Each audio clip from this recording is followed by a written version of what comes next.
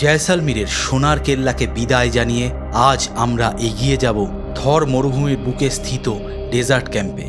তবে তার আগে ঘুরে দেখব জয়সালমীরের আরও দুটো বিখ্যাত জায়গা। তাহলে আজকের গল্প শুরু করা যাক। প্রথম এখান থেকে যাব তানট মাতা মন্দির, খুব বিখ্যাত মন্দির। তানট মাতা মন্দির এখান থেকে প্রায় 160 কিলোমিটার মতো, সময় লাগে 2 ঘন্টা মতো। তানট মাতা মন্দির দেখে পাশেই আছে পাকিস্তান বর্ডার, লঞ্জিওয়াল ওয়ার মেমোরিয়াল। সেই ওয়ার মেমোরিয়াল দেখে আজকে চলে যাব স্যান্ড ডিউন্সে। আমাদের আজকে ওয়েসিস স্যান্ড ডিউন্স। চলুন একে একে সব ডিটেলস দিচ্ছি। তার আগে সকালবেলায় হোটেলের ছাদ থেকে আরও একবার কেমন লাগে দেখে নিন সোনার শহর জয়সালমীর। সকালে রেডি হয়ে এখন বসে পড়লাম ব্রেকফাস্ট করতে। ব্রেকফাস্টে আজকে আছে হলো লুচি আর একটা তরকারি, আলুর তরকারি আছে, ডিম সেদ্ধ আর পাউরুটি আর বাটার। এই দিয়েই আজকে আমাদের ব্রেকফাস্ট হবে। আমাদের হোটেলের পাশেই আছে এই পেট্রোল পাম্প। পেট্রোল পাম্প থেকে ট্যাঙ্কটা আবার একটা ফুল করে নিই, হাফের থেকে একটু কমে গেছিলো। এখানে তেলের দাম 106 টাকা 23 পয়সা এই মুহূর্তে। তেল ভরে নিয়ে আমরা ফাইনালি রওনা দিলাম সকাল 9টার সময়। আমাদের যেতে হবে 122 কিলোমিটার, সময় লাগার কথা 1.5 ঘন্টা। হ্যাঁ, 122 কিলোমিটার যেতে 1.5 ঘন্টা, ঠিকই শুনেছেন। তার কারণ এই ধরে নিলাম এরকম সুন্দর একটা হাইওয়ে। আগের প্রত্যেকটা ব্লগেই বলেছি রাজস্থানের হাইওয়েগুলো কিন্তু এক্সিলেন্ট হাইওয়ে, মানে সব এক্সে বার্কার এক হাইওয়ে। তো এরকম হাইওয়ে দিয়ে গাড়ি মোটামুটি 100তে তো ছুটবেই। ফলে বুঝতেই পারছেন 100তে যদি গাড়ি ছোটে 122 কিলোমিটার যেতে 1.5 ঘন্টারও কম সময় লাগার কথা। তো 1.5 ঘন্টা ধরেই চলি, আশা করছি 10:30টার মধ্যে আমরা পৌঁছে যাব। এটা 4-ওয়ে লেন, মাঝখানে প্রপার ডিভাইডার দেওয়া আছে, speed limit 80 kilometre per hour.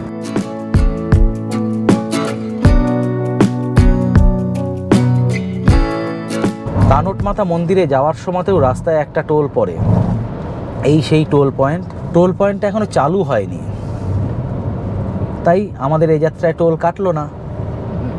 আমরা দুর্বার গতিতে এগিয়ে চলেছি। রাস্তাটা কিন্তু এখানে বোথ ওয়ে লেন, তবে রাস্তার কন্ডিশন খুবই ভালো। আগেও বহুবার বলেছি, সব ব্লগেই বলেছি, রাজস্থানের ওভারঅল রাস্তা কিন্তু সত্যিই খুব সুন্দর। এটা আমরা চলেছি NH 68-এর উপর দিয়ে। এখন সময় হলো সকাল 9:40। আমাদের আজ বাকি 67 কিলোমিটার, এই 50 মিনিট মতো সময় লাগবে। তো এক্সপেক্টেড আমরা সকাল 10:30টার মধ্যে তানট মাতা মন্দিরে পৌঁছে যাব। এখানে মার্বেল কাটিংয়ের জায়গা আছে, ফলে দেখতেই পাচ্ছেন রাস্তাটা সাদা হয়ে আছে, কারণ লরিগুলো এই যে বেরোচ্ছে দেখতে পাচ্ছেন, মার্বেলের ডাস্ট বা মার্বেল পিস নিয়ে বেরোয়, তো তার জন্য ওই ধুলোতে রাস্তাটা সাদা হয়ে গেছে। এই রাস্তায় কিন্তু কোনো পুলিশ ক্যামেরা করে না, আপাতত আমাদের চোখে পড়েনি। তাও স্পিড লিমিটে গাড়ি চালানোই বাঞ্ছনীয়। এই রাস্তার এটা দ্বিতীয় টোল, তবে এই টোলটাও এখনও ওপেন হয়নি। বোঝাই যাচ্ছে রাস্তাটা সম্পূর্ণ নতুনভাবে তৈরি করা হয়েছে, তার জন্য এই টোল পয়েন্টগুলো বসানো হয়েছে, কিন্তু টোল পয়েন্টগুলো এখনও চালু হয়নি। তাই আমরা টোল না দিয়েই বিনা টোলে হুশ করে বেরিয়ে গেলাম। জয়সালমীর শহর থেকে তানট অবধি NH 68 ধরে যেতে হবে আপনাদের। তবে জয়সালমীর শহর থেকে রামগড় অবধি 4-ওয়ে লেন উইথ প্রপার ডিভাইডার পাবেন। রামগড়ের পর থেকে তানট অবধি এই NH 68 বোথ ওয়ে লেন হয়ে যাবে। এই আমরা চলে আসলাম রানাও গাঁওয়ে। বুঝতে পারছেন, এখানে দাঁড়িয়েছিলাম একটু আগেই, পরিষ্কার ওয়েদার ছিল, এখন পুরো বালির ঝড়ে ঢেকে গেল। পুরো বালির ঝড়ে ঢেকে গেল। আমরা গাড়ির বাইরেই ছিলাম, মানে লাফ দিয়ে গাড়িতে ঢুকে পড়তে হলো। পুরো বালির ঝড়ে চড়াচড় ছেয়ে গেল। এখানে উট আছে, এই যে উটটা দেখছেন, এখানে উট আছে। এখান থেকে তানট মাতা মন্দির আর মাত্র 20 কিলোমিটার দূরে অবস্থিত। এই যে উট, এই উটগুলোতে এখানে চড়ে একটুখানি সামনে একটুখানি ঘুরিয়ে আনবে। এর চার্জ হচ্ছে কি 100 টাকা। এখানে বেশ ঠান্ডা লাগছে, আমি তো হাফাতা গেঞ্জি পরে এসেছি, কিন্তু এখানে বেশ ঠান্ডা লাগছে, বেশ ভালো জায়গা। আসলে এখানে দেখতে পাবেন রাস্তার উপরেই পড়বে একদম, উট ফুট দাঁড়িয়ে আছে। বালিতে কিন্তু সকালবেলা যদি রোদ ওঠে প্রচণ্ড গরম লাগবে, আর রাত্রিবেলায় যেই সূর্য ডুবে যাবে তারপর থেকে ঠান্ডা হতে শুরু করবে। মুহূর্তের মধ্যে আবহাওয়া পরিবর্তন হয়ে গেল। আমরা যখন এখানে দাঁড়ালাম তখন রোদ ছিল, হালকা হাওয়া ছিল। তারপরে কয়েক মিনিটের ব্যবধানেই পুরো বালি ঝড় উঠলো, আকাশে মেঘ ডাকতে শুরু করলো, এবং দেখতেই পাচ্ছেন কাছে ফোঁটা ফোঁটা বৃষ্টিও পড়ছে। ফলে ভাবলাম উটে চড়বো, এখানে 100 টাকা করে নিচ্ছিল, কিন্তু উটে চড়া আমাদের কপালে নেই।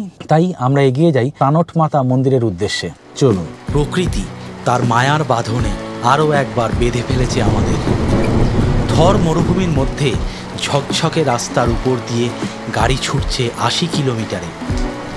আকাশ কালো হয়ে এসেছে, বিদ্যুৎ চমকাচ্ছে ঘন ঘন, সাথে অঝোর ধারায় ঝরছে শ্রাবণ। আর চূর্ণ বিচূর্ণ হচ্ছে এই মন। ভালো লাগা শিখরে পৌঁছে গেছি আমরা। এই বিরল দৃশ্যের সাক্ষী হয়ে সবারই প্রায় পাগল হওয়ার জোগাড়। উল্লাসে দুহাত তুলে নাচতে ইচ্ছে করলেও স্টিয়ারিং ধরে রেখেছি শক্ত হাতে। কাচের এখানে আসলে বালির ঝড় উঠেছিল প্রথমে, তারপরে বালির ঝড়টা কাচের উপর দিয়ে বয়ে গেছে, ফলে দেখেছেন জলগুলো পিছলে যাচ্ছে কাচের উপর থেকে, ক্যামেরায় বোঝা যাচ্ছে। ভাবছিলাম মরুভূমিতে একটু বৃষ্টি নামলে আপনাদের দেখাতে পারবো দৃশ্যটা। ভাবতে না ভাবতেই বৃষ্টিও নেমে গেল। কি অদ্ভুত টেলিপ্যাথির জোর আমার, ভাবতেই কি ভালো লাগে। চই কেমন লাগছে? খুব ভালো, খুব সুন্দর। ভালো লাগছে বাবা? খুব ভালো, খুব সুন্দর। বাহ, প্রকৃতির নিয়মে একদম সুন্দর লাগছে। বিউটিফুল। ওয়েদারটা দেখুন, এই ওয়েদার থেকে চোখ ফেরানোই যাচ্ছে না।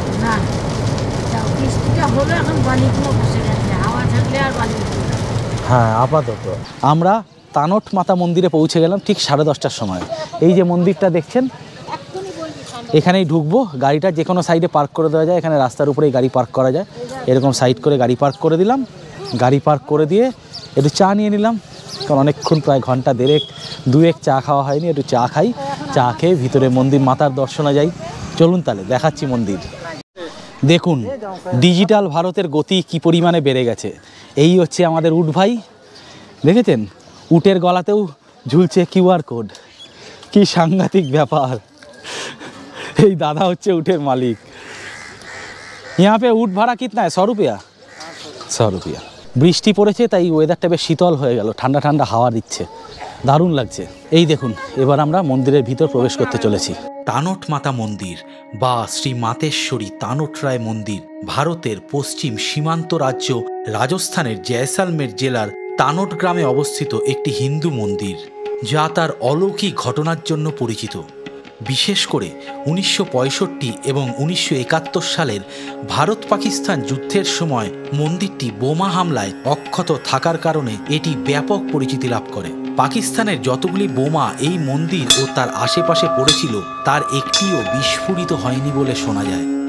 স্থানীয় মানুষ এবং সৈন্যদের মধ্যে এই ঘটনাটি দেবতার প্রতিরক্ষামূলক ক্ষমতার প্রতি বিশ্বাসকে আরও গভীর করে তোলে। তানট মাতা, যাকে হিংলাজ মাতার অবতার হিসাবেও মনে করা হয়, তিনি মূলত যুদ্ধের দেবী হিসেবে পূজিত হন। মন্দিরটি ভারতীয় সেনাবাহিনীর তত্ত্বাবধানে রয়েছে এবং এটি ভারতীয় সীমান্ত সুরক্ষার একটি গুরুত্বপূর্ণ অংশ।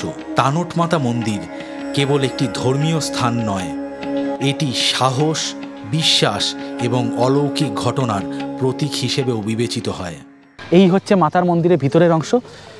বাইরে বেরিয়ে এই যে সামনে থেকে এখান থেকে নিতে হবে ফর্ম, সেই ফর্ম নিয়ে ফিল আপ করতে হবে। ফিল আপ করে বর্ডারের জন্য যেতে হবে। তো চলুন বাইরে দেখি, যাবতীয় ডিটেলস দেখাচ্ছি আপনাদের। খুব বেশি ভিড় এখন নেই, একটু খালিই আছে, যেহেতু আমরা সকালবেলা বেরিয়েছিলাম। এখন সময় হলো সকাল 11টা। চলুন এখানে বর্ডারে যেতে গেলে কি কি ফর্মালিটিস করতে হয় দেখাচ্ছি আপনাদের সব। এই যে সামনে গাড়ি পার্কিং, এর সাইড থেকেই ফর্ম নিতে হয়। এই যে এখানে সব ডিটেলস লেখা আছে। মা তানট ভবন, এই তানট ভবন থেকেই ফর্মটা নিতে হয়। এই দেখুন অফলাইন তো হবেই, সাথেই অনলাইনেও কিন্তু আপনারা এইখানে সিটটা রিজার্ভ করতে পারেন। আর অফলাইন হলে এই কাউন্টারে টিকিট জমা করতে হবে, ওই কাউন্টার থেকে কাগজটা তুলে নিয়ে ফিল আপ করে এখানে আধার কার্ড সহ জমা করতে হবে। আধার কার্ড ছাড়া কিন্তু এখানে হবে না, তাই অবশ্যই আধার কার্ড ক্যারি করবেন। মোবাইলেও আধার কার্ড দেখানো যায় হয়তো, কারণ আমি কাউকে মোবাইলে আধার কার্ড দেখাতে দেখলাম না। তবে বাইরে বেরোলে প্রত্যেকেই আধার কার্ড এবং ভোটার কার্ড তো ক্যারি করেন আশা করি। না করেন তাহলে অবশ্যই ক্যারি করবেন।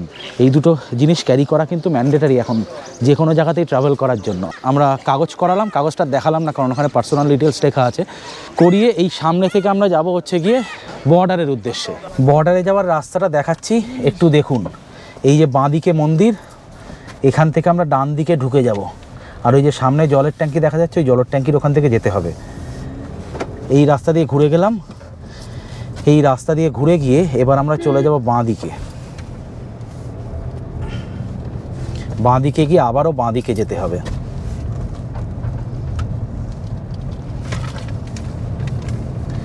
এখানে কিন্তু আপনারা প্রত্যেকেই গাড়ি নিয়ে আসবেন, তো গাড়ি নিয়েই যাওয়া যাবে যথারীতি। এই যে বোর্ডটা দেখছেন কিষানগড় 23 কিলোমিটার। ঠিক বোর্ডটা ক্রস করলেই একটা ইউটার্ন নিতে হবে।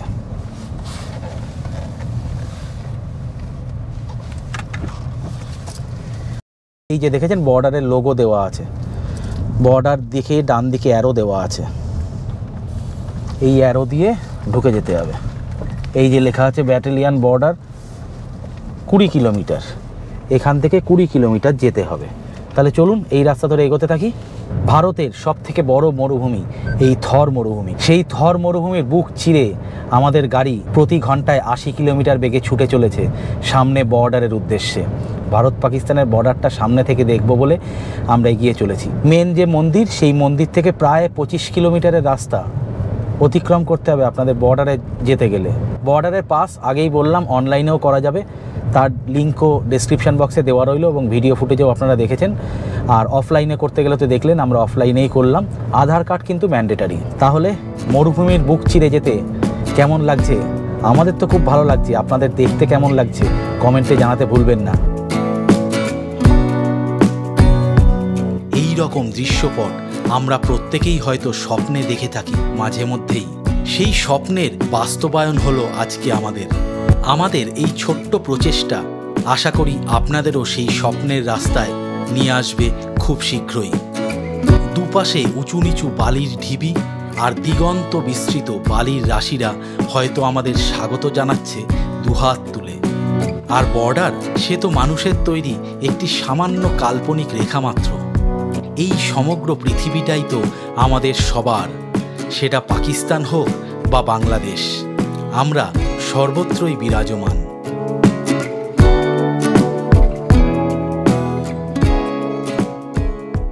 এই দেখতে দেখতে আমরা চলে আসলাম বর্ডারে। এখানেই গাড়ি পার্কিংয়ের জায়গা, বেশ কিছু লোক এসছে। এখানে গাড়িটা টুক করে পার্ক করে দিয়ে ঢুকে যাব বর্ডারের ভিতরে। এই দেখুন ইন্দো পাক বর্ডার। এই বর্ডারে ঢুকলেন, এই গেট থেকে ঢোকার পরে এই সাইডে ওয়াশরুম আছে, আর এখানে এনাদের একটা ক্যাফে আছে। এখানে সবসময় দেশপ্রেমমূলক গান বাজে। আমরা এখান থেকে একটু কফি খাবো, তার আগে একটু সামনে থেকে ঘুরে আসি চলুন। এই যে এই টাওয়ারটার উপরে ওঠা যায়, এই পিছন থেকে হেঁটে আসবেন, হেঁটে সোজা আসলে এই টাওয়ারটার উপরে ওঠা যায়। এখান থেকে থর মরুভূমিকে খুব ভালোভাবে দেখা যাবে। চলুন উপরে উঠে পড়লাম টাওয়ারের উপরে। এখান থেকে দেখুন বর্ডারটা সামনে দেখা যায়। ওই যে দূর দিয়ে পুরো রেলিং করে ফেন্সিং দিয়ে ঘেরা, বহুদূর চলে গেছে বর্ডারটা। আর থর মরুভূমির রূপটা দেখুন, এখানে দিগন্ত বিস্তৃত শুধু বালি বালি আর বালি। এই রোদ উঠছে, এই মেঘের ঘনঘটা, মাঝে মাঝে হালকা হালকা ঝিরিঝিরি বৃষ্টিও পড়ছে, আর সাথে উত্তাল হাওয়া দিচ্ছে, কাঁপিয়ে দিচ্ছে হাওয়ায়, বেশ ঠান্ডা লাগছে। এই টাওয়ারটার উপরে একসাথে 20 জনের বেশি ওঠা বারণ, তাই চেষ্টা করবেন 20 জন হয়ে গেলে একটু অপেক্ষা করতে। ওই দূরে বর্ডারটা এই সাইডেও দেখা যাচ্ছে। এখানে আগে প্যারেড হতো, এখন আর প্যারেড হয় না। হাওয়ায় টাওয়ারটা পুরো দুলছে, ফিল করা যাচ্ছে দাঁড়িয়ে। দারুণ দারুণ অভিজ্ঞতা, ভয় ভয় লাগবে রীতিমতো। ওই দূরে গাড়িগুলো পার্ক করা, আর মরুভূমির বুক চিরে চলে গেছে রাস্তা। একটা কথা বলি, এই রাস্তা দিয়ে আমি গাড়ি চালাচ্ছি, এটা আমি বহুদিন ধরে স্বপ্নে দেখছিলাম। আজকে সেই স্বপ্নটা বাস্তবে রূপান্তরিত হলো। কি ভালো যে লাগছে ভাবতে পারবেন না। মানে অবশ্যই আসবেন, সাংঘাতিক ভালো লাগবে। আর যারা নিজেরা গাড়ি চালিয়ে আসবেন তাদের জন্য তো মনে হবে স্বর্গ।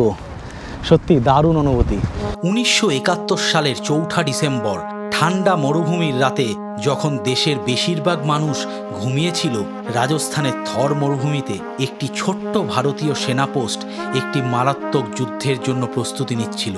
এটি ছিল লঞ্জিওয়ালের যুদ্ধ, ভারতীয় সামরিক ইতিহাসের সবচেয়ে বীরত্বপূর্ণ মুহূর্তগুলির মধ্যে একটি। সেই সময়ে 1971 সালে ভারত পাকিস্তান যুদ্ধ শুরু হয়েছিল। ভারতের মূল লক্ষ্য ছিল পূর্ব রণাঙ্গনে, যেখানে লক্ষ্য ছিল বাংলাদেশ সৃষ্টিকে সমর্থন করা। পশ্চিম রণাঙ্গনে, যেখানে লঞ্জিওয়াল অবস্থিত, শান্ত থাকার আশা করা হয়েছিল। কিন্তু পাকিস্তানের অন্য পরিকল্পনা ছিল। আবার হাইওয়েতে NH-70 ধরে ফেললাম। এই NH-70তে maximum speed limit 70 kilometre per hour, এবং এখান থেকে আমরা 38 কিলোমিটার যাব লঞ্জিওয়ালে। লঞ্জিওয়ালে একটা ওয়ার মেমোরিয়াল আছে, সেটা দেখব, দেখে চলে যাব স্যান্ড ডিউন্স স্যামে। এখান থেকে লঞ্জিওয়াল পৌঁছাতে 30 মিনিট মতো সময় লাগবে। গুগল তাই বলছে। এখন সময় দুপুর 12:50 লঞ্জিওয়ালে পৌঁছে দেখি লাঞ্চ করব, এবং লাঞ্চ করে তারপরে ওখান থেকে যাব স্যামে। এই হচ্ছে লঞ্জিওয়াল বর্ডারের পার্কিং। এখানে গাড়ি পার্ক করে দিতে হবে, কোনো চার্জ লাগে না। পাকিস্তানের রাষ্ট্রপতি ইয়াহিয়া খান পূর্ব পাকিস্তানের প্রতিরক্ষা পশ্চিমে নিহিত এই মূল কৌশল অনুসরণ করেছিলেন। তিনি জানতেন যে পূর্ব পাকিস্তান, বর্তমানে যেটি বাংলাদেশ, বেশি দিন ধরে রক্ষা করা যাবে না। তাই তিনি পশ্চিম ভারত আক্রমণ করার এবং শান্তি আলোচনার সময় দর কষাকষির জন্য ব্যবহার করার জন্য অঞ্চল দখল করার সিদ্ধান্ত নেন। বেশিরভাগের দৃষ্টি পূর্ব দিকে থাকলেও পাঞ্জাব রেজিমেন্টে 23তম ব্যাটালিয়নের মাত্র 120 জন ভারতীয় সৈন্য লঞ্জিওয়াল পোস্টটি পাহারা দিচ্ছিল। তাদের নেতৃত্বে ছিলেন মেজর কুলদীপ সিং চাঁদপুরি। পোস্টটি বালির টিলা দিয়ে ঘেরা ছিল এবং খুব কম ব্যাকআপ ছিল। এরপর খবর আসে যে 40টি ট্যাঙ্ক এবং ভারী কামান নিয়ে 2000-এর বেশি সৈন্য নিয়ে পাকিস্তানি বাহিনী তাদের পথে আসছে। চাঁদপুরিকে একটি বিকল্প দেওয়া হয়েছিল, রামগড়ে ফিরে যাওয়া অথবা থেকে যুদ্ধ করা। তিনি স্থির থাকার সিদ্ধান্ত নেন। শত্রু ট্যাঙ্কগুলি মরুভূমির মধ্য দিয়ে যাওয়ার সময় একটি ভারতীয় টহল দল শব্দ শুনতে পায়।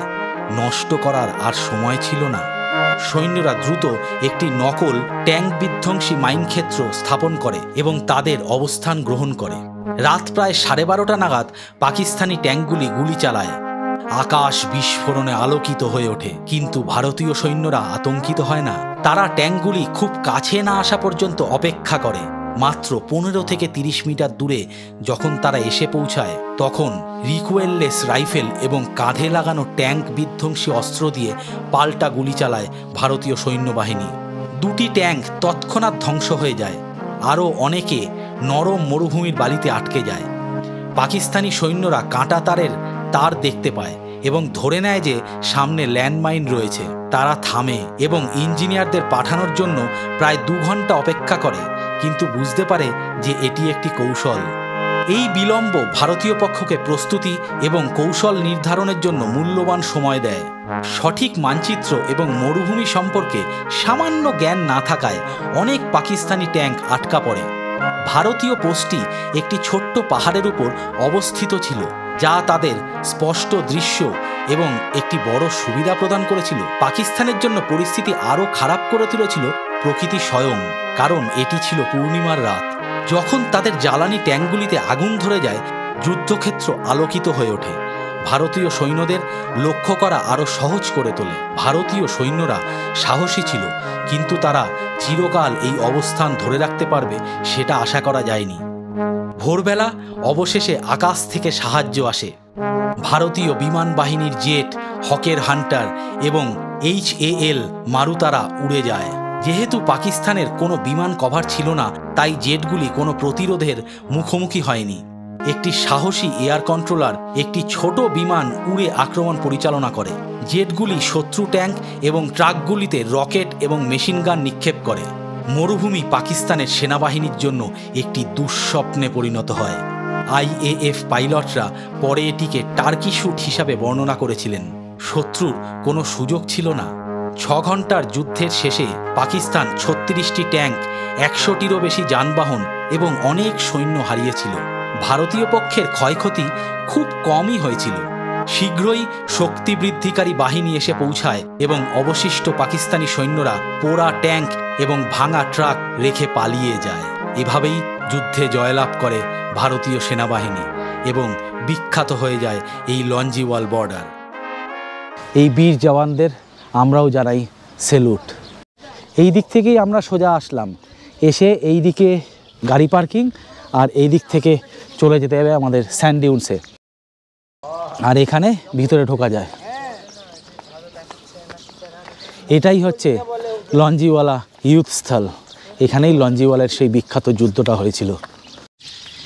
এখানেও সেই সময়কার ফায়ারিং জিপ, ট্যাঙ্কার এইসব রাখা আছে। এখানে এই অডিও ভিজুয়াল আছে। অডিও ভিজুয়ালের জন্য টিকিট লাগে। আর পাখিদের জন্য দেখুন কি সুন্দর খাবার জলের ব্যবস্থা করা হয়েছে। আমি কাছে যাচ্ছি বলে উড়ে যাচ্ছে পাখিগুলো, নাহলে দেখছেন কি সুন্দর খাবার জলের ব্যবস্থা করা হয়েছে। খাবার এবং জল দুটোরই ব্যবস্থা করা আছে। প্রচুর চড়াই। ও, বাবুইয়ের বাসা দেখেছেন কোনোদিনও? দেখুন বাবুইয়ের বাসা দেখাই। এই দেখুন বাবুইয়ের বাসা, এইগুলো দেখেছেন কত বাসা, ওই যে দেখা যাচ্ছে, খুব সুন্দর লাগছে। এইগুলো সব বাবুইয়ের বাসা। কারিগরিটা ভাবুন, এইটা কাছে আছে, কি সুন্দর কারিগরিটা ভাবুন। এইটা বাসার ভিতরে ঢোকার জায়গা, সাথে আর্মিরা এরকম পাখিদের জন্য খাবার জলের ব্যবস্থাপনা করেছে। সত্যি খুব ভালো লাগলো, আমরা মুগ্ধ। রাস্তার উপরেও যেন একটা ক্যাফে আছে, এখানেও সেরকম একটা ক্যাফে আছে, বর্ডার ক্যাফে। এই দিকে আর যাওয়া যায় না, আর এই পুরো অংশটা, ওই দিকে একটা সুভিনির শপ আছে। তো এই হচ্ছে লঞ্জিওয়াল। এবার আমরা একটু খাওয়া দাওয়া করব, দেখি এখানে কি পাওয়া যায়, চলুন। আর এই বর্ডার ক্যাফেতে পাওয়া যায় চা 10 টাকা দাম, ম্যাগি 50 টাকা, ছোলে ভাটুরে 90 টাকা, ছোলে চাওয়াল 80 টাকা, রাজমা চাওয়াল 80 টাকা। তবে এটা কিন্তু অবশ্যই মেনটেন করবেন, কারণ এনারা সবাই রেসপেক্টেড এবং আর্মির পার্সন। আজকে আমরা লাঞ্চে নিয়ে নিলাম রাজমা চাওয়াল, আর আমি নিয়ে নিলাম এরকম ছোলে আর ভাটুরে। লাঞ্চ করে এবার আমরা বেরিয়ে যাচ্ছি আমাদের আজকের ক্যাম্প। থর মরুভূমির বুকে টেন্টে থাকবো আমরা। আমাদের সেই টেন্ট কলোনির নাম হচ্ছে গিয়ে ওয়েসিস ক্যাম্প স্যাম। এখান থেকে যেতে হবে আমাদের 115 কিলোমিটার, সময় লাগবে এই 1.5 ঘন্টা মতো। এই মুহূর্তে সময় হলো 2:17 স্যান্ড ডিউন্সে থাকার অভিজ্ঞতা এবং অ্যাডভেঞ্চার রাইডের গল্প নিয়ে ফিরে আসব আমরা আগামী সোমবার ঠিক সকাল 9টায়। আমাদের ভিডিওগুলো যদি আপনাদের মন ছুঁয়ে যায় তাহলে অবশ্যই চ্যানেলটি সাবস্ক্রাইব করবেন এবং ভিডিওগুলো লাইক করে বন্ধু ও পরিবারের সবার সাথে শেয়ার করবেন। হেল্প আস টু গ্রো, তাহলে আরও নতুন নতুন জায়গার ভিডিও আপনাদের জন্য নিয়ে আসতে পারবো আমরা এই চ্যানেলে। আজকের জন্য নমস্কার।